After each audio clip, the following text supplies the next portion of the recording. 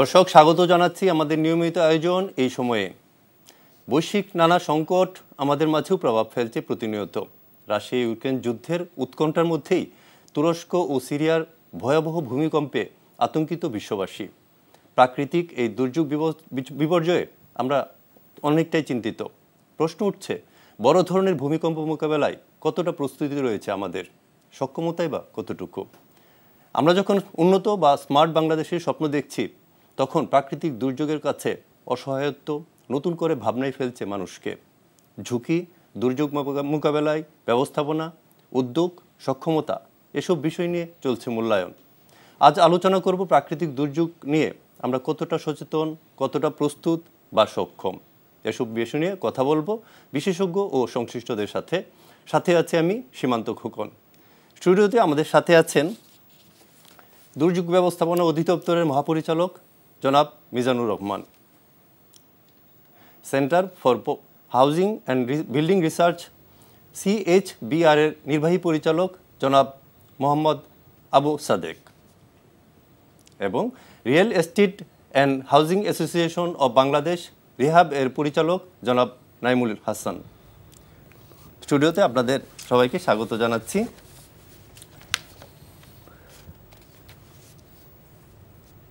আচ্ছা, তো আলোচনায় যাওয়ার আগে আমরা আমাদের একটা রিপোর্ট তৈরি করেছেন আমাদের সহকর্মী হাসান মাহমুদ। আমরা রিপোর্টটি দেখে আসি। 1960 quake in Chile have the power to shock. Thousands are dead. 22 মে 1960 সাল 9.5 মাত্রার ভূমিকম্পে লণ্ডভণ্ড মৃত্যু উপত্যকায় পরিণত হয়েছিল গোটা চিলি। মরণের বিভৎসতায় পৃথিবী থেকে চিরবিদায় নিয়েছিল প্রায় 4,500 মানুষ। পৃথিবীর ইতিহাসে এখনও এই ভূমিকম্পটিকেই রিখটার স্কেলের মাত্রা ও ভয়াবহতার দিক থেকে সর্বোচ্চ ধরা হয়। 9.2 মাত্রার ভূমিকম্প ধ্বংসযজ্ঞে পরিণত করেছিল আলাস্কাকে। এই ভূমিকম্প আলাস্কায় ডেকে এনেছিল ভয়ঙ্কর ভূমিধস। এছাড়াও সুমাত্রার পশ্চিম উপকূল, রাশিয়ার কামচাটকা, পেরুর আরিকা, যুক্তরাষ্ট্রের উত্তর প্রশান্ত মহাসাগরীয় উপকূল, ইকুয়েডরের উপকূল, পর্তুগালের লিসবন, আসাম, তিব্বত, জাপান কিংবা নেপালের ভয়াবহ ভূমিকম্প সীমান্ত থেকে সীমান্ত ছাপিয়ে পৃথিবীর সব সীমারেখার মানুষের চোখেই টেনে দিয়েছে বিষাদের নোনা জল, হয়েছে কান্নার কারণ। আগামী 10 বছরের মধ্যে যদি একটা ভূমিকম্প হয়, যে শক্তিটা জমা হয়ে আছে সেটা যদি বের হয়ে যায়, তাহলে বাংলাদেশেও ভয়াবহ এখানে ক্ষতি হতে পারে, বিশেষ করে ঢাকা। বিশ্বের এমন ভূমিকম্পের প্রেক্ষাপটে বাংলাদেশের ঝুঁকি কেমন, বা বাংলাদেশ কতটা ঝুঁকিতে? যে ভূতাত্ত্বিক এবং টেকটনিক কাঠামোতে অবস্থান করছে, তাতে বাংলাদেশও এখানে ভয়াবহ ভূমিকম্পের আমরা আশঙ্কা করছি। আমরা একটা গবেষণার মাধ্যমে, যেটা 2016-তে নেচার জিওসায়েন্সে আমাদের গবেষণার ফলাফল আমরা প্রকাশ করেছি, যেখানে আমরা দেখিয়েছি যে আমাদের সিলেট থেকে কক্সবাজার পর্যন্ত যে পার্বত্য ও এলাকা রয়েছে, সেখানে যে subduction zone, Indian plate Burma প্লেটের নিচে তলিয়ে যাচ্ছে, সেখানে এ পর্যন্ত যে শক্তি জমা হয়ে আছে তাতে 8.2 মাত্রার অধিক পরিমাণ শক্তি সেখানে রয়েছে এবং যে কোনো সময় একটা ভয়াবহ ভূমিকম্প হতে পারে। সেটা কবে হবে সেই জিনিসটা আমরা বলতে পারি না। সেটা আজ হতে পারে, আগামী 100 বছরের মধ্যে যে কোনো সময় হতে পারে। তুরস্কের ভয়াবহ ভূমিকম্পে প্রাণহানি কিংবা বিশাল ক্ষয়ক্ষতি আবারও মনে করিয়ে দেয় মুহূর্তেই কতটা লণ্ডভণ্ড হয়ে যায় সাজানো শহর কিংবা স্বজনের শেষ যাত্রার শোক। তো আমরা রিপোর্টটি দেখলাম। রিপোর্টের মধ্যে তো অনেকগুলো ইনফরমেশন আছে। তো আলটিমেটলি আমি জনাব মোহাম্মদ আবু সাদেক, আপনার কাছে টেকনিক্যাল একটা প্রশ্ন, যে আসলে বাংলাদেশ কতটা ঝুঁকিতে, এবং বাংলাদেশের এই ঝুঁকি মোকাবেলায়, মানে ভূমিকম্পের ঝুঁকি মোকাবেলায় আসলে সক্ষমতায় বা কতটুকু? ধন্যবাদ। আপনার প্রশ্নের দুইটা অংশ। বাংলাদেশ, প্রথম হচ্ছে বাংলাদেশ কতটা ঝুঁকিতে। আমরা বাংলাদেশে অন্যান্য অনেক দুর্যোগের মতো, যেমন বন্যা এবং ঘূর্ণিঝড়ের মতো এটা কিন্তু ভূমিকম্পেরও ঝুঁকিতে আছে। এবং কতটা ঝুঁকিতে যদি আমরা বলি, তাহলে আমরা বলবো আমাদের উত্তর পূর্ব অঞ্চল, এটা আমরা বলবো যে খুবই বেশি ঝুঁকিতে আছে তুলনামূলকভাবে।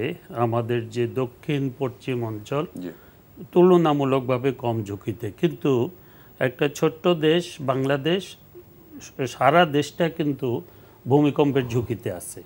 এবং এইটা একটা ভালো মানে প্রমাণ হলো যে 1897 সালে জাস্ট বাংলাদেশ বর্ডারের উপরে বর্তমান যে মেঘালয়, এখানে ডাউকি ফল্টে যে ভূমিকম্প হয় মানে 8+ ম্যাগনিটিউডের, এটাকে আমরা গ্রেট আসাম আর্থকোয়েক বলি। কারণ এই যে মেঘালয়, এটা 72-র আগে এটা আসাম ছিল, এটা পরে এটা মেঘালয় হলো।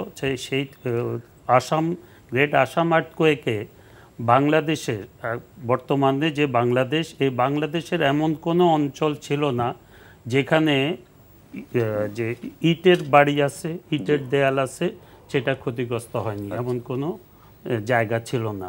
তো এই থেকে প্রমাণ হয় যে আমাদের এখানে যে ভূমিকম্পের যে উৎপত্তি স্থলগুলো আছে, সেই উৎপত্তি স্থলগুলোতে যে মাত্রার ভূমিকম্প হওয়ার সম্ভাবনা আছে, সেটা যদি হয় তাহলে কিন্তু আমরা সমগ্র বাংলাদেশই কিন্তু ক্ষতিগ্রস্ত হবে। সুতরাং আমরা বলতে পারি সমগ্র বাংলাদেশ ভূমিকম্পের ঝুঁকিতে আছে, কম বেশি আছে। আর সেকেন্ড যেটা আপনি বললেন যে আমাদের প্রস্তুতি, আমি ব্যক্তিগতভাবে মনে করি যে আমাদের প্রস্তুতি নাই বললেই চলে। প্রস্তুতি মানে যে বিষয়গুলো, আমি প্রথমে একটা জিনিস বলি যে ভূমিকম্প এবং যে কোনো দুর্যোগ ব্যবস্থাপনার প্রধানত দুইটা স্তর থাকে। একটা হচ্ছে আমরা যেটাকে বলি রিস্ক রিডাকশন ফেজ, মানে দুর্যোগ ঝুঁকি হ্রাস পর্ব। আর একটা হচ্ছে দুর্যোগ হয়ে যাওয়ার পরে আমরা যে সাড়া প্রদান করি, সাড়া দান, সে পর্ব, মানে সাড়া এবং দুর্যোগের ঝুঁকি হ্রাস পর্ব।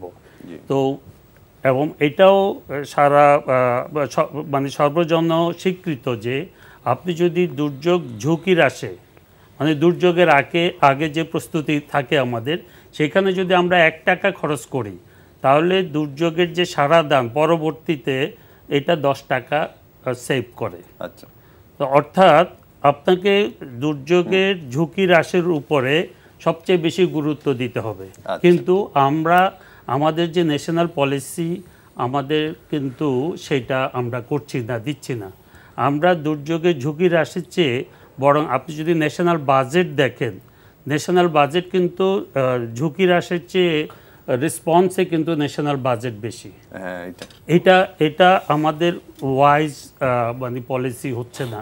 তাছাড়াও মূল পলিসিতেও আমাদের কিন্তু যথেষ্ট, আমি বলবো যে আমাদের দুর্বলতা আছে। আমাদের কোনো একটু চিন্তা করে দেখ, আমাদের কোনো আর্থকোয়েক ম্যানেজমেন্ট প্ল্যান, যেটা ভূমিকম্প ব্যবস্থাপনা পরিকল্পনা, আমাদের নাই। আচ্ছা, আমাদের একটা স্ট্র্যাটেজিক কৌশলগত একটা পরিকল্পনা আছে, ডিজাস্টার ম্যানেজমেন্ট অ্যাক্ট।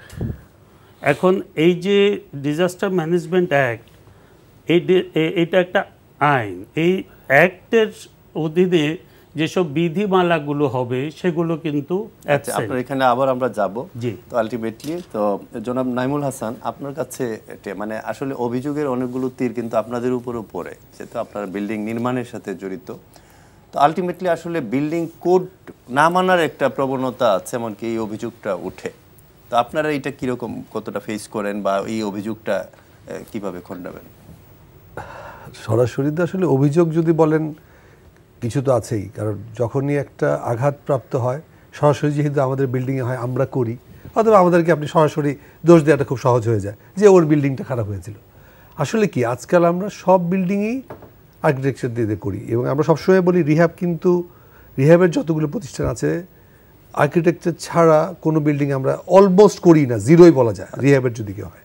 এবং সেই ক্ষেত্রে আর্কিটেক্ট যেটা করে, সেটা আমরা যারা আমাদের বিল্ডিংয়ে যারা ডাক্তার, স্ট্রাকচারাল ইঞ্জিনিয়ার, তাদের দিয়ে আমরা ফিটিং করে নেই, যে তুমি কতটা ইউজ করবে, কতগুলো কলাম দিবে, কতগুলো বিম দিবে, কি লোড দিবে।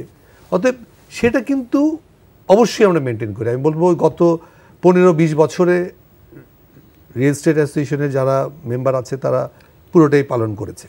এখন যেটা হয়েছে আপনি যেটা বলছেন পরিপালন করা হয় না, সেইগুলি হলো ধরেন আমাদের একটা ফায়ার স্টেয়ার থাকার কথা, সেখানে হয়তো একটু বেশি চওড়া থাকার কথা, আপ টু দ্য মার্ক যদি আপনি বলেন সেটা হয়তো করা হয় না, কিন্তু মেনটেন করা হয় না, সেটা মনে হয় একদমই সঠিক বক্তব্য নয়। আচ্ছা, আমরা জনাব মিজানুর রহমান, আপনি তো প্রশাসনিক দায়িত্বে আছেন, তো আমাদের আসলে অনেকগুলো কমপ্লেন বলেছেন, তো আলটিমেটলি এই মানে আমাদের এই প্রতিকূলতাটা কোন দিকটা আপনি মনে করেন, কোন দিকটা বেশি ফেস করে? আপনাকে ধন্যবাদ। আপনার মাধ্যমে এনটিভি সকল দর্শক এবং কলাকুশলী সকলকে আমি শুভেচ্ছা এবং ধন্যবাদ জানাচ্ছি। আসলে তুরস্কের এই 6 তারিখ, এই মাসে গেল ফেব্রুয়ারি 6 তারিখে 7.8 তীব্রতার যে ভূমিকম্প হলো, এটি আমাদের সারা বিশ্ববাসীর জন্য কিন্তু একটা ওয়েক আপ কল। সেই হিসাবে আমাদের ভূমিকম্প বিষয়ে আমাদের অনেক কিছু কি করণীয় আছে এগুলো সকলে আলোচনা করছে এবং এগুলোর বিষয়ে আমাদেরকে নতুন করে ভাবনার এনেছে। আপনাকে যদি আমি বলি যে বাংলাদেশ কিন্তু সাইক্লোন, ফ্লাড এইগুলো ম্যানেজমেন্টে ওয়ার্ল্ডে বলা যায় যে আমরা পায়োনিয়ার। এখন আমাদের সেই সুনাম আছে যে আমরা এইসব ম্যানেজমেন্টে, দুর্যোগের এইগুলো ম্যানেজমেন্টে অনেক এগিয়ে আছে। এগুলো দুর্যোগ পরবর্তী, দুর্যোগ আগে এবং পরে সব মিলেই, সাইক্লোন এবং আপনার ফ্লাড। কিন্তু ভূমিকম্প এটি একটু ডিফারেন্ট টাইপের আপনার দুর্যোগ। কারণ হলো ভূমিকম্পের একটা ক্যাসকেডিং ইফেক্ট আছে। কারণ ভূমিকম্প কিন্তু তেমন কোনো কিছু করে না, করে সেই আলোচনায় আনতে হবে। যেমন যেটা বললেন যে 1897 সালে 8.2 আসামে যে বড় একটা ভূমিকম্প হয়েছে এবং এই অঞ্চলে এই 125 বছর আগে একটা বড় ভূমিকম্প, সেখানে কিন্তু মৃতের সংখ্যা মাত্র 1500। কারণটা যদি আমরা বিশ্লেষণ করি, ওই সময় কিন্তু বিল্ডিং ছিল না, এই হারে বিল্ডিং ছিল না, ফলে মৃতের হার অত বড় ভূমিকম্পে মাত্র 1500 জন। আর এখন যদি হয় ভূমিকম্পের ফলে আমাদের বিল্ডিং, এবং সে বিল্ডিংগুলো যদি ভূমিকম্প রেজিলিয়েন্ট না হয়, ভূমিকম্পে সহনশীল না হয়, তাহলে তার অসংখ্য বিল্ডিং পড়ে যাবে, যেটা আজকে তুরস্কে হয়েছে। ফলে সেখানে 50,000 মৃত্যু হয়েছে। কিন্তু ঢাকা শহরে প্রতি বর্গ কিলোমিটারে যেখানে 23,234 জন লোক বসবাস করে, এটা হলো সরকারের পরিসংখ্যান। কোনো জায়গায় 50,000-এর উপরে অনেক বেশি বাস করে। চট্টগ্রাম এরকম, শুধু ঢাকা নিয়ে ভাবলে হবে না, চট্টগ্রাম, সিলেট এগুলো নিয়ে ভাবতে হবে। এখন যেটা হচ্ছে, বাংলাদেশ হচ্ছে 3টি প্লেটে, টেকটনিক প্লেটের 3টির একটা জাংশন, এবং এই জাংশনে ভূমিকম্প কিন্তু একটা ফিরে আসে 100 বছর পরে ভয়ঙ্কর আকারে। যেহেতু আমাদের 100 বছর অতিক্রম হয়েছে, 125 বছর, এখন যদি এইখানে ফল্টে কোনো বড় রকমের আপনার হয়, তাহলে কিন্তু বড় আকারের ভূমিকম্প হবে, যেটা 7 মাত্রার উপরে হতে পারে। এখন এই 7 মাত্রার উপরে যদি হয়, ঢাকা শহরে আমাদের যত বিল্ডিং আছে, বিল্ডিং কোড সরকারের একটা আইন, মানে এটা মেনে চলার জন্য বলা আছে, যেটা ভূমিকম্প সহনশীল করে তৈরি করা এবং মানসম্মত। এর বাইরে যতগুলো আছে, এবং এর বাইরেই হচ্ছে অসংখ্য, তাহলে সেগুলো অবশ্যই ঝুঁকিতে আছে। এবং সেই ঝুঁকিতে, যেহেতু পৃথিবীর মধ্যে বাংলাদেশের অবস্থান 7ম ঘনবসতি ঢাকা শহর, চিটাগাংয়ের অবস্থানও অনেক, আমাদের ভয়াবহতা তো অবশ্যই আছে। পাশাপাশি আমাদের সক্ষমতা নাই, এটি স্বীকার করব না।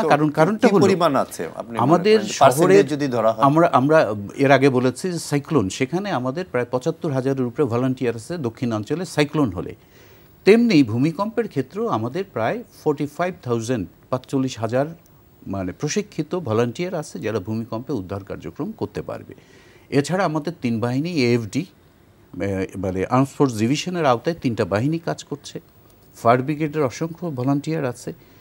আমাদের স্বেচ্ছাসেবকের বাইরে আমাদের BNCC, scout, answer VDP, BDR, police বাহিনী সবাই কিন্তু ভূমিকম্পে একযোগে বা যে কোনো দুর্যোগে ঝাঁপিয়ে পড়ে।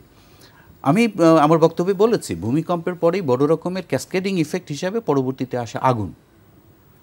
আমরা গত 2 সপ্তাহ আগে গুলশান 2-এ যে আগুনটা লেগেছিল, সেখানে আমরা 19টা ফায়ার ফাইটিং ভেহিকেল, মানে পানির বড় গাড়ি, এগুলো নিয়ে 2টা বড়, এটা তো সব ঢাকা শহরের সব জায়গায়, হয়তো গুলশানের ক্ষেত্রে আমি সেটাই বলতেছিলাম। আমি সেই কথাই বলছিলাম যে যেহেতু ঢাকা শহরে অসংখ্য ছোট ছোট গলি, ন্যারো গলি এবং অসংখ্য বিল্ডিং পাশাপাশি গায়ে ঠেলে আছে, আমি অনেক সময় একটু হাস্যোচ্ছল সহকারেই বলি, এত ঘনবসতির বিল্ডিং, সেখানে অধিকাংশ বিল্ডিং একটা আরেকটার গায়ে হেলান দিয়ে পড়ার, কিন্তু আসলে ভূমিকম্পর বিষয়ে আমাদের অত অভিজ্ঞতা নাই। আমরা প্রতি বছর বন্যায়, সাইক্লোনে আমরা এটা ফেস করার কারণে আমাদের জাতির রেজিলিয়েন্সটা হয়েছে।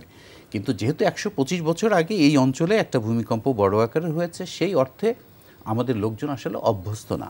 সরকারের প্রস্তুতিমূলক কাজের ক্ষেত্রে আমরা বললাম ভলান্টিয়ার তৈরি করা হয়েছে, বিল্ডিং যাতে না ভেঙে পড়ে বিল্ডিং কোড মানার জন্য জনগণকে বলা হচ্ছে, যারা সেফার বিল্ডিং বানাবে দে উইল সেফ।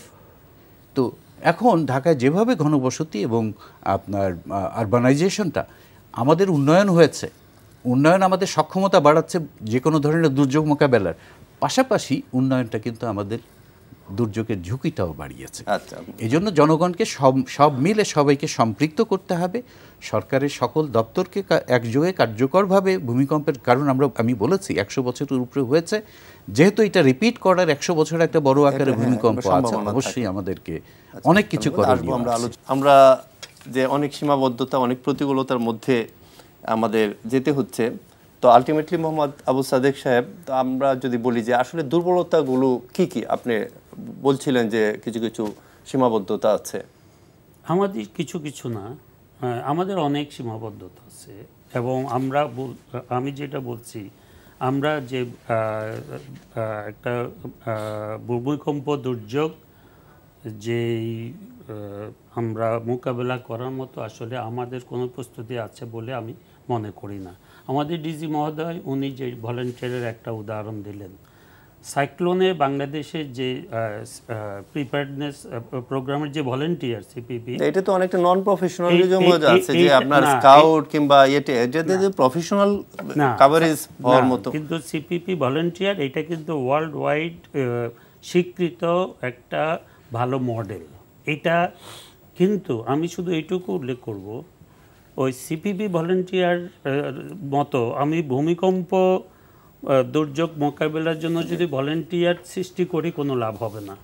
কারণ হচ্ছে আপনি একটা জিনিস দেখেন, সিপিপি ভলান্টিয়াররা কি করে, ওদের প্রধান কাজ কিন্তু সাইক্লোন আসার আগে ওরা প্রত্যেকটা ঘরে ঘরে ওই আর্লি ওয়ার্নিংটা নিয়ে যাচ্ছে, ওরা মানুষকে সাইক্লোন শেল্টারে নিয়ে যাচ্ছে, মানুষ এইটা ওদের সবচেয়ে বড় কাজ। কিন্তু সাইক্লোন এসে যখন আপনার ক্ষয়ক্ষতি করে দিয়ে গেল জীবন এবং সম্পদের, তখন কিন্তু ভলান্টিয়াররা ধরেন কিছু করতে পারে না।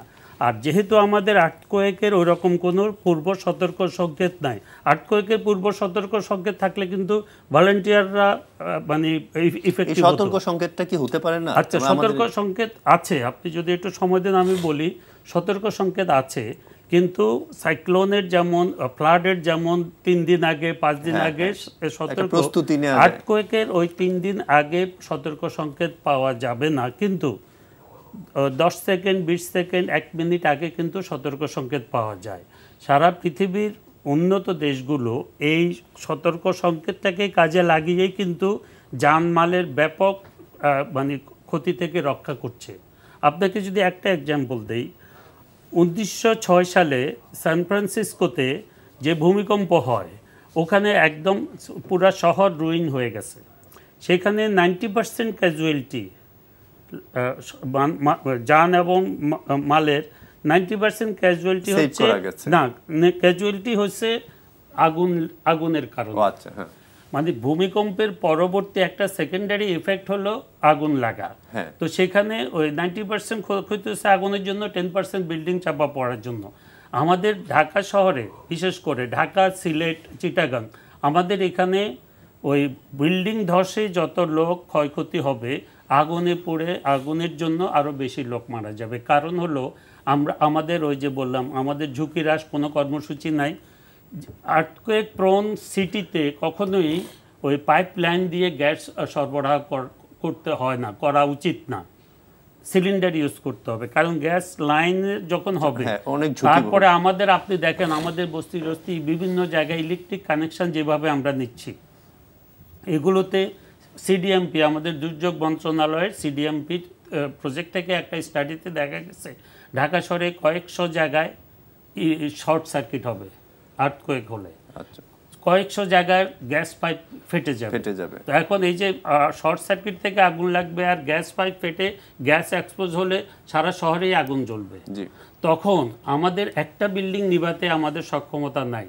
তাইলে আমরা এখন ফায়ার সার্ভিস, সিভিল ডিফেন্সকে কি এই লেভেলের সক্ষমতা করতে পারবো যে হাজার হাজার বিল্ডিং যখন আগুনে জ্বলবে সেগুলোকে নিভাতে হবে? আমি একটু শেষ করি। তো এটা সম্ভব না। সুতরাং আমার প্রস্তাব হলো যে আমরা ওই যে মানে ইয়েতে রেসপন্স যেটা সারা দানের দিকে নজর অত বেশি না দিয়ে, ওটা নজর দিব অবশ্যই, কিন্তু আমাদেরকে অনেক বেশি গুরুত্ব করতে হবে যাতে ওই যে যেমন আর্লি ওয়ার্ন কাজে লাগায়, কিন্তু আমি অটো ট্রিপ মেকানিজম করতে পারি। আমার gas pipe electric connection auto off হয়ে যাবে। ওই যে আর্থকোয়েকে যে বললাম 30 সেকেন্ড আগে যে সংকেতটা পাওয়া যায়, কারণ হচ্ছে আর্থকোয়েকের একটা ওয়েভ, পি ওয়েভ, যেটা দ্রুত চলে কিন্তু ডিস্ট্রাকটিভ না। সেই পি ওয়েভ যখনই আসে ধরা পড়বে, অটো ট্রিপ, ইলেকট্রিক কানেকশন বন্ধ হয়ে যাবে, গ্যাস কানেকশন বন্ধ হয়ে যাবে, পানি কানেকশন বন্ধ হয়ে যাবে। আপনি মানে 60% 70% ঝুঁকি কিন্তু আপনি কমাই ফেলতে পারেন। এটা কোনো পয়সা খরচ নেই, মানে তুলনামূলকভাবে এটা কোনো পয়সাই খরচ নেই। আমরা দেখছি যে আসলে ঢাকাটা হলো সবচেয়ে বেশি ঝুঁকিবহুল, যেহেতু ঘনবসতি এবং সবচেয়ে বেশি আপনার বিল্ডিং এখানে আছে। কি শুধুমাত্র দেখা গেল যে রাজুকের এই 50টি প্রতিষ্ঠান আছে যেগুলোর মধ্যে আসলে সমন্বয়হীনতার একটা অভিযোগ আছে। রাজুকের সঙ্গে অনেক অভিযোগ অনেকে করে, তারাও অনেক চেষ্টা করছে। আর যে বিষয়টা হচ্ছে যে ঢাকা শহরে প্রতি বছর 90,000-এর উপরে নতুন বিল্ডিং হচ্ছে। আর আগে যেগুলো হয়েছে বিল্ডিং কোড করার আগে, বিল্ডিং কোড আপডেট করা হয়েছে 2020 সালে, নতুন যখন তৈরি করা হয়েছিল, তো এগুলো অতটা ফলো করেনি। যারা করেনি তারা তো অবশ্যই ঝুঁকিতে থাকবে। এখন আমি যদি ভূমিকম্প সম্পর্কে বলি, আজকে থেকে 22 বছর আগে প্রথম একটা বড় আন্তর্জাতিক একটা প্রশিক্ষণে আমি যখন যাই, তখন প্রথমে যখন শুনেছি যে পৃথিবীতে প্রতিদিন 6,000-এর উপরে ভূমিকম্প হয়, ছোট বড়, আমি তখন প্রথমে একটু আতঙ্কিতই হয়েছিলাম। বলে কি 6,000? এবং এটা ঘটছে, ভূমিকম্প হচ্ছে, ভূমিকম্প হয়েছিল, ভূমিকম্প ঘটমান আছে এবং ঘটবে। এটা সারা বিশ্বের জন্যই ভূমিকম্প একটা ভয়ঙ্কর একটা দুর্যোগ। এখন বাংলাদেশের সক্ষমতার যদি কথা বলেন, তাহলে আমাকে কথা বলতে হবে এই মার্চের, আমাদের যে অগ্নিঝরা মার্চ, আমাদের জাতির সৃষ্টি, আমাদের স্বাধীনতা নিয়ে কথাটা একটু বোঝার বিষয় আছে।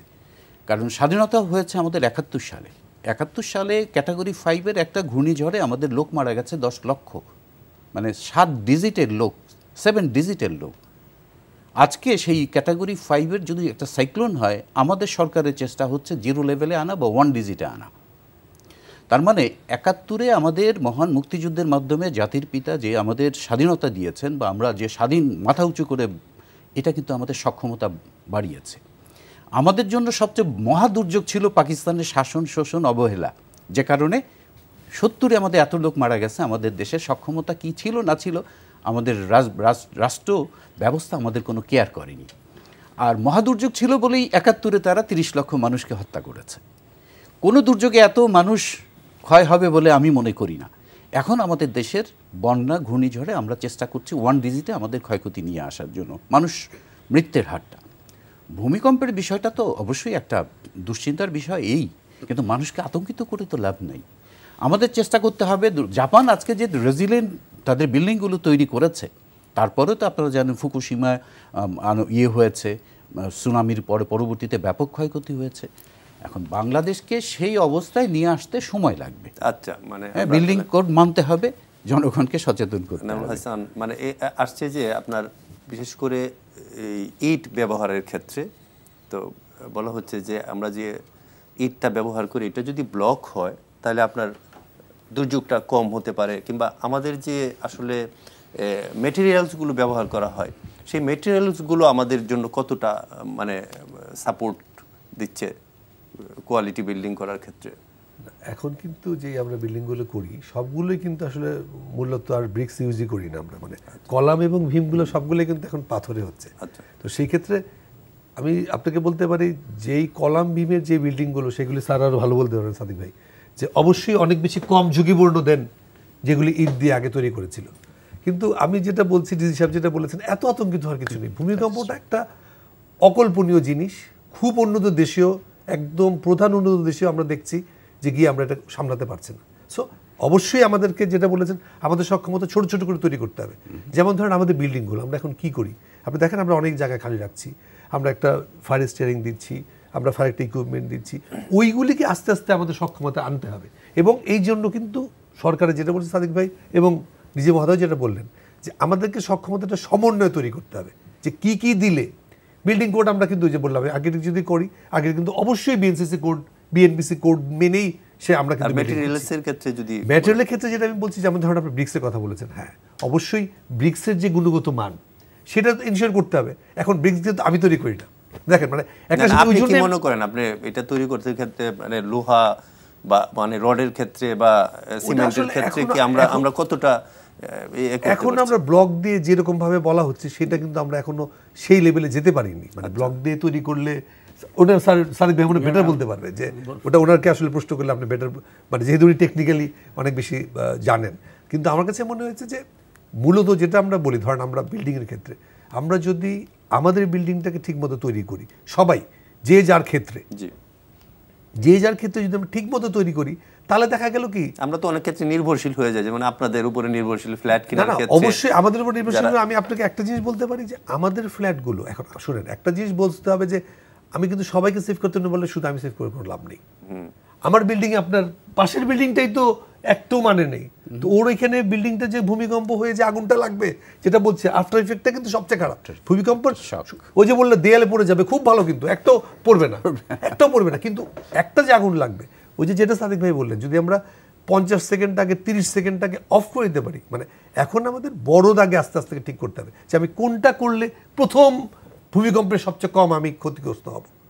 যেমন আমি বলতে পারছি যে আমাদের বিল্ডিং যদি আপনারা নেন, যেহেতু খোলামেলা বেশি, কিছুটা হলো তো অবশ্যই আমরা সেফ, কিন্তু আমি একা সেফ হলে কোনো লাভ নেই। আমি কিন্তু বারবার এই কথাটা বলি, শুধু আমাকে সেভ করার কোনো সুযোগ নেই। এখানে আমাকে একজন, আমাকে, আমার প্রতিবেশীকে, আমার মহল্লাকে, আমার শহরকে প্রতিরোধ করতে হবে, এমন একটা ব্যবস্থা করতে হবে। এবং এটা আমাদের সবার জন্য সমন্বয় দরকার।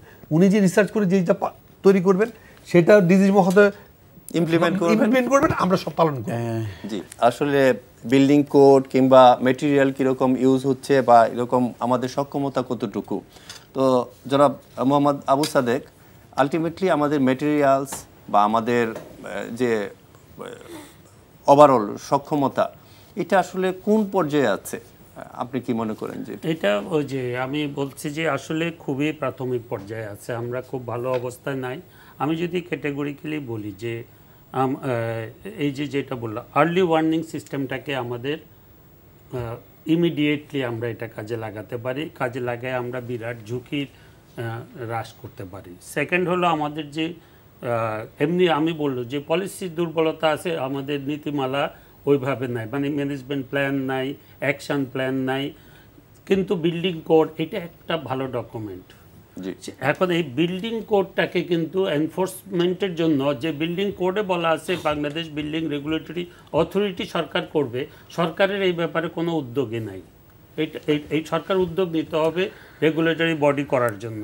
থার্ড হলো যে আমাদের এখানে সরকারের একটা পলিসি, পরিবেশ মন্ত্রণালয় থেকে একটা প্রজ্ঞাপন জারি করে বলা হচ্ছে যে ফেজ ওয়াইজ পর্যায়ক্রমে 2025 সালের জুনের মধ্যে আমরা পোড়ামাটির ইট থেকে বেরোয় আসব।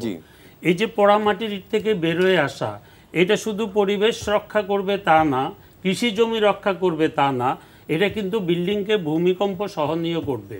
এখন আমরা যদি আপনি যদি শুধু যদি পোড়ামাটির ইটের দেয়াল না দিয়ে আপনি তো আরসিসি ফ্রেম করতেছেন, কলাম বিম করতেছেন, তারপরে আপনি ওখানে পোড়ামাটির দেয়াল যদি না দিয়ে আপনি শুধু সেটার বদলে যদি আপনি ব্লক ইউজ করেন বা আরও অল্টারনেটিভ ম্যাটেরিয়াল ইউজ করেন, আপনার বিল্ডিং 50% এমনিতেই আর্থকোয়েক রেজিলিয়েন্ট হয়ে যাবে, আর খরচও কমে যাবে। মানে এই বিষয়গুলো কিন্তু আমরা না বুঝে, আমাদের পলিসিতে না ঢুকে, ইভেন আপনার দুঃখজনক হলো সরকারি প্রতিষ্ঠান নিজেই এই সরকারের যে প্রজ্ঞাপন, সরকারের নির্দেশ আদেশ পালন করছে না। সরকারি প্রতিষ্ঠানগুলো এখনও পোড়ামাটির ইট ব্যবহার করছে। এখন প্রাইভেট সেক্টরে যখন আমরা কথা বলি যে আপনারা এইটা করেন, এটা ভালো, বলে এত ভালো হলে সরকার ব্যবহার করে না কেন, এটার কোনো জবাব আমাদের কাছে নাই। তো এটা কিন্তু মোস্ট ইম্পর্টেন্ট। মানে ভূমিকম্পে একটা ভবন ধসে পড়া বা একটা ক্ষতিগ্রস্ত হওয়ার যেই ফ্যাক্টরগুলো কাজ করে, এই সব ফ্যাক্টরগুলোই কিন্তু থাকবে না যদি আমরা পোড়ামাটির ইটের বদলে আমরা যদি এখন শুধু কংক্রিট ব্লক ইউজ করি। এটা মোস্ট ইম্পর্টেন্ট একটা ইস্যু। তারপরে হচ্ছে যে একটা অ্যাকশন প্ল্যান আপনাকে করতে হবে, অ্যাকশন প্ল্যান করতে হবে। আর হচ্ছে আমাদের অ্যাকশন প্ল্যান মানে ইমপ্লিমেন্টেবল অ্যাকশন প্ল্যান। তারপরে আমাদের নতুন যেটা মনে করেন ঢাকা শহরের জন্য যে ড্যাপ প্রণয়ন হচ্ছে, এই ড্যাপে ব্যক্তি স্বার্থ, ওই যে শ্রেণী স্বার্থ, এগুলোর ঊর্ধ্বে উঠে আপনাকে ড্যাপ মানে ইমপ্লিমেন্ট করা, এই ব্যাপারে সরকারকে প্রয়োজনীয় পদক্ষেপ ব্যবস্থা নিতে হবে। আপনি একটা জিনিস চিন্তা করেন যে ভবন নির্মাণ বিধিমালা আছে, যে বিধিমালার ভিত্তিতে মনে করেন রিহ্যাব ওই বিধিমালা মেনে রাজুক থেকে প্ল্যান পাস করে। রাজুক থেকে প্ল্যান পাস কি করে? একটা আর্কিটেকচারাল লেআউট প্ল্যান পাস করে। আপনার স্ট্রাকচারাল, ইলেকট্রোমেকানিক্যাল, ফায়ার, এগুলোর কোনো অনুমোদন দেখায় সরকারের মানে প্রতিষ্ঠান যেটা রেগুলেটরি বডি, তারা এগুলো চায়ও না, দেখেও না, এগুলো কিনে। তা আপনার একটা সেফ বিল্ডিং হবে কি করে? আপনার একটা সেফ বিল্ডিং হলে তাহলে আপনার ওই নীতিমালাটা চেঞ্জ করতে হবে। পৃথিবীর কোনো জায়গায়, কোনো আর্থকোয়েক প্রোন কান্ট্রি, কোনো জায়গায় এই নিয়ম নাই যে আপনি স্ট্রাকচারাল ড্রয়িং না দেখে আর শুধু আর্কিটেকচারাল ড্রয়িং পাস করে আপনি বিল্ডিং করে ফেলবেন। এবং বাংলাদেশের এই যে বিধিমালা, এটা হচ্ছে ঢাকা চিটাগাংয়ের জন্য 2008-এর বিধিমালা। আজকে ধরেন আমরা এখনো ফলো করতেছি, আমরা 14 বছর 15 বছরের পুরনো যে, আর ঢাকা চিটাগাং তবুও 14-15 বছর। বাকি সারা দেশে 1996 সালের বিধিমালা আমরা অনুসরণ করতেছি। তাহলে আমরা 96 সনের বিধিমালাটা 27 বছর আগে, এটাকে আমরা আপডেট করতেছি না, করার দরকারও মনে করতেছি না। আর 2008-এর বিধিমালা আপডেট করার কোনো দরকার মনে করতেছি না। আপডেট কিন্তু করা হচ্ছে, সরকার দরকার মনে করে করা হচ্ছে, কিন্তু ধরেন 5 বছর 7 বছর সেই আপডেট গেজেট হচ্ছে না। এখানে ওই যে বললাম যে কিছু শ্রেণী স্বার্থ আছে, কিছু সেই শ্রেণী স্বার্থে একটা ভালো কাজ করতে গেলে কিন্তু ওইটাকে আমরা চাপা দিয়ে দিচ্ছি। সেখানে গভর্নমেন্টকে কঠোর হয়ে জনস্বার্থে এই কাজগুলো যদি আমরা করতে না পারি, তাহলে আমরা মানে এই এখন যে খারাপ অবস্থা আছি, ভূমিকম্প ঝুঁকির আসে, আমরা দিন দিন আরও তলানিতে চলে যাচ্ছে, আমরা আগাচ্ছি না কিন্তু। আচ্ছা, মানে নাইমুল হাসান, আপনি যদি বলেন যে এইখানে যে নীতি নৈতিকতার প্রশ্ন উঠছে বা ড্রয়িং বা এই রাজুক থেকে প্ল্যান পাস, এইসব ব্যাপারগুলোর মধ্যেও আসলে অনেক সময় আমরা শুনি যে দুর্নীতির অভিযোগ ওঠে বা নিয়মটা ঠিকমতো মানা হচ্ছে না। আমরা তো এই দেশে বসবাস করি, অতএব আমাদেরকে বুঝতে হবে যে আমরা কিভাবে আগাচ্ছি। এখন সাদেক ভাই যেটা বললেন খুবই সত্যি যে আমরা রাজুকে আগে তো মনে হয় কি বলে আমাদের সয়েল টেস্টও দেখতো না, মানে এমন একটা অবস্থা যেটা বললো, এগুলো সবগুলো সমন্বয়তা দরকার। মানে সয়েল টেস্ট এখনো দেখে না, ওই তো বলছি, মানে কিন্তু দেখে না। না, আমি বলছি যে মানে আমাদের আসলে মূল জায়গাটা কোথায়, আমাদের সেন্টার পয়েন্টগুলো ধরতে হবে। কোন কোন করলে, যেমন আমি বললাম মোটা দাগে আমরা কি কি এখন দেখবই। যেমন ধরেন উনি বললেন যে এখন কিন্তু আসলে পরিবেশরা বা ইয়েরা, আমরা কিন্তু হাই রাইজ করলে এখন আমাদের কিছু নীতিমালাই আছে যে হাই রাইজ করলে আমাদেরকে নীতিমালাগুলো কি মেইনটেইন হয় কিনা। আমি বলছি যে আমরা কিন্তু মেইনটেইন করছি, কিন্তু আপনাকে ওভারঅল যদি বড় দাগে বলেন, রিহ্যাবের বাইরে তো প্রচুর বাড়ি, যারা পার্সোনাল বাড়ি করছে তাদের সাথে কোনো সম্পর্কই নেই।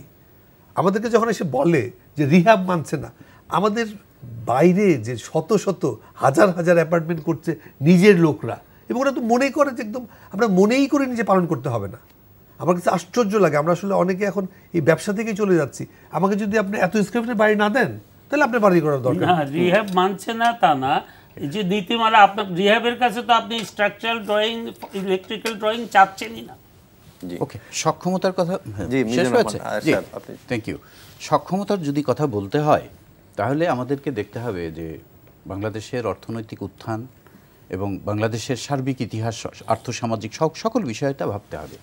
আজকে বাংলাদেশ গর্ব সহকারে বলতে পারে যে 425 বছরের ভূমিকম্পের ইতিহাস, সেই রেকর্ডকে অ্যানালাইসিস করে পদ্মা ব্রিজকে কিন্তু 8 মাত্রার ভূমিকম্প সহনশীল করা হয়েছে, তৈরি করা হয়েছে। এটা আলোচনা আছে যে পদ্মা সেতু যদি বিল্ডিং মানে হতে পারে, তাহলে বিল্ডিং হয় নট বিল্ডিং। আজকে মেট্রো রেল এটাও 8 মাত্রার ভূমিকম্প সহনশীল করা হয়েছে। ঢাকা শহরে অসংখ্য এরকম নতুন বাড়িগুলো এই মাত্রা সহনশীল, ভূমিকম্প সহনশীল করে তৈরি করা হয়েছে। আমরা 20 বছর আগে যে মানের রড দেখেছি, যে মানের সিমেন্ট দেখেছি, বাংলাদেশ এই সকল উপকরণেও মান ইন্টারন্যাশনাল স্ট্যান্ডার্ডে উঠেছে। এটা অস্বীকার করার কিছু নাই। বাংলাদেশের আর্থসামাজিক উত্থান কিভাবে, ইতিহাস, এগুলো জানতে হবে। জাতির পিতা যখন স্বাধীনতার পরে দেশের অর্থনীতি ছিল না, ফরেন রিজার্ভ ছিল না, সেই ভঙ্গুর অবস্থায়, কোনো স্ট্রাকচারাল ইনফ্রাস্ট্রাকচার ভঙ্গুর অবস্থা, সেই অবস্থায় জাতির পিতা কিন্তু ভূমিকম্পের তুলনায় ওই সময় জলোচ্ছ্বাস এবং আপনার সাইক্লোন ছিল, সেই সময় কিন্তু তিনি মুজিব কেল্লা করেছেন, যেটা পরবর্তীতে মুজিব কেল্লা নামে পপুলার হয়েছে। তিনি বাঁধ নির্মাণ করেছেন। তাহলে সেই স্বাধীনতার ইমিডিয়েট পরবর্তীতে তিনি এত কার্যক্রম শুরু করেছেন। তারই কন্যা কিন্তু এই দেশকে রেজিলিয়েন্ট তৈরি করার জন্য, মানুষকে সক্ষম তৈরি করার জন্য শিক্ষা একটা বড়, আমি মনে করি শিক্ষাটা আজকে মানুষের শিক্ষার হার বেড়েছে, সচেতন হয়েছে। এত মিডিয়া, পৃথিবীর কম দেশে 50টা চ্যানেল আছে, এত পত্রিকা কয়টা দেশে আছে, আমাদের সক্ষমতা, এত মোবাইল কোথায় আছে, আর্লি ওয়ার্নিং সিস্টেম আমাদের তৈরি করা হয়েছে, আমাদের যেটা হলো দুর্যোগে সংক্রান্ত আইন আছে, এসওডি আছে, আমাদের স্ট্রাকচারাল অনেক কিছু আছে। এখন সকল কিছুকে সমন্বিত করে আমাদের করতে হবে। আমাদের এই অধিদপ্তরের মাধ্যমে ফায়ার ব্রিগেডকে আমরা টিটিএল টার্ন, ওই যে ল্যাডার বড়গুলো, এইটা পৃথিবীর লেটেস্ট ল্যাডার, এর উপরে কোনো ল্যাডার নাই। এখন 24 তলা পর্যন্ত আমাদের অগ্নি নির্বাপনের কাজ করতে পারে। আমাদের ইমিডিয়েট আরও 9টি এরকম আপনার মই কেনার অর্ডার দেওয়া আছে, এটা চলে আসবে। মিডল মানে মধ্যম আয়ের, মানে মধ্যম সাইজের এই ফাইট করার মতো অনেক ইকুইপমেন্ট আমরা সেনাবাহিনীকে দিয়েছি। আসলে পরবর্তী না, মানে প্রিপারেশনটা নিয়ে আমাদের, প্রিপারেশনের সঙ্গে তো অনেক কিছু, আমরা যে বললাম মানুষকে ভূমিকম্পের বিষয়ে ড্রিল আছে। আমাদের বছরে 2টা দিবস পালন করা হয়। একটা হচ্ছে আগামী এই যে 10 মার্চ, আর এই মাসে, এই বছর 10 মার্চ প্রতি বছর পালন করা হয় জাতীয় দুর্যোগ প্রস্তুতিমূলক দিবস। এই দিবসে আমরা বিভিন্ন ড্রিল করি, বাচ্চাদেরকে মানে ট্রেন্ড আপ স্কুল, বিভিন্ন জায়গায় এগুলো করা মহড়া দেওয়া হয়। বিভিন্ন ট্রেনিং প্রোগ্রামগুলো সারা বছরই চলে। বছরে আরেকটা হচ্ছে 13 অক্টোবর আমরা আন্তর্জাতিক প্রশমন দিবস, দুর্যোগ প্রশমন দিবস করি। এই 2টা দিবস পালন করা এবং সারা বছরই কিন্তু ট্রেনিং প্রোগ্রাম চলছে, বিভিন্নভাবে ট্রেনিং প্রোগ্রাম চলছে। এখন মানুষ যারা নিজের বিষয়ে নিজেকে ভালোবাসবে, প্রতিবেশীকে ভালোবাসবে, পরিবারকে ভালোবাসবে, দেশকে ভালোবাসবে, তারা সকল ধরনের দুর্যোগে তারা নিজেরাই অনেক কিছু জেনে নিবে। আমরা যদি বাচ্চাদেরকে গেমের মধ্যে মানে বিভিন্ন ধরনের দুর্যোগের বিষয়ে তাদেরকে কিছু লার্নিং দিতে পারি, আজকে তারা অন্য কিছু বাদ দিয়ে এগুলো তারা দেখবে এবং এগুলো তারা এনজয় করবে এবং পাশাপাশি তারা আমার একটা জিনিস প্রশ্ন জাগে হবে। আলটিমেটলি আমরা অনেক সময় দেখি যে একটা বিল্ডিং ভাঙা হচ্ছে কেন, যে অবৈধ জায়গার মধ্যে হয়েছিল, বা একটা আগুন লাগার পরে মনে হচ্ছে যে হ্যাঁ এই বিল্ডিংটা আরো 2 তলা উপরে উঠাইছে, কিন্তু ওইটা আসলে অবৈধভাবে। যে পরবর্তীতে কেন এই বিল্ডিংটা করতে তো আর 1 দিন 2 দিন না, এই মনিটরিংটা নেই কেন আপনাদের? আসলে আপনাদেরকে যে জিনিসটা ভাবতে হবে, ঢাকা শহর অতীত, ঢাকা শহরের চলমান আপনার উন্নয়ন এবং প্রতিনিয়ত আপনার শহরে গ্রামের লোক আসতেছে। 18 কোটির এই বিশাল জনসংখ্যার এই ছোট্ট একটা দেশ, ভূমি একটা বড় ক্রাইসিস। সরকার কিন্তু যে কারণে গ্রামকে শহরের মানে সুবিধা দেওয়ার জন্য, যাতে গ্রামের লোক শহরে এইভাবে ভিড় না করে, গ্রামগুলোতে শহরের ইলেকট্রিসিটি দিচ্ছে প্রতি বাড়িতে, গ্রামীণ রাস্তাগুলোকে পাকাকরণ করা হচ্ছে, এসবিবি করা হচ্ছে, গ্রামে ভূমিকম্প সহনশীল বিল্ডিং তৈরি করে দেওয়া হচ্ছে, আশ্রয়কেন্দ্রগুলোকে ভূমিকম্প সহনশীল আমাদের মন্ত্রণালয়ের, আমাদের অধিদপ্তরের মাধ্যমে যেগুলো করা হচ্ছে, আশ্রয়ন কেন্দ্র, ভূমি আপনার ফ্লাড শেল্টার, সাইক্লোন শেল্টার, সবগুলো কিন্তু এই ভূমিকম্পের রেজিলিয়েন্টটা মোটামুটি আগের তুলনায় অনেক ভালোভাবে সক্ষম করে তৈরি করা হচ্ছে। তো রাতারাতি নাই এবং জনগণকে আতঙ্কিত করে লাভ নাই। কিছু কিছু লোক ছড়াচ্ছে যে আগামী এই মাসের 4 তারিখ 5 তারিখে একটা বড় রকমের ভূমিকম্প হতে পারে। হতে পারে যে কোনো সময় পৃথিবীর যে কোনো দেশে।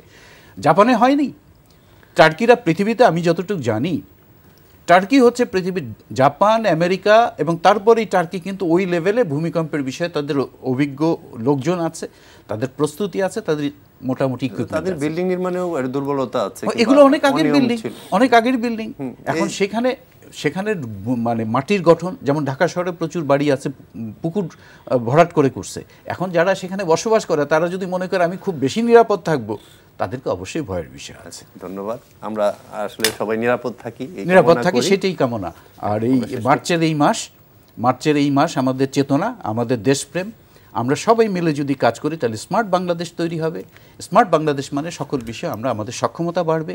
সরকার সেটাই চাচ্ছে, জনগণকে সরকারের আহ্বানে সাড়া দিতে হবে, আইন মেনে চলতে হবে, এটা তার স্বার্থে, দেশের স্বার্থে। আমি একটা পয়েন্ট একটু যোগ করি এখানে।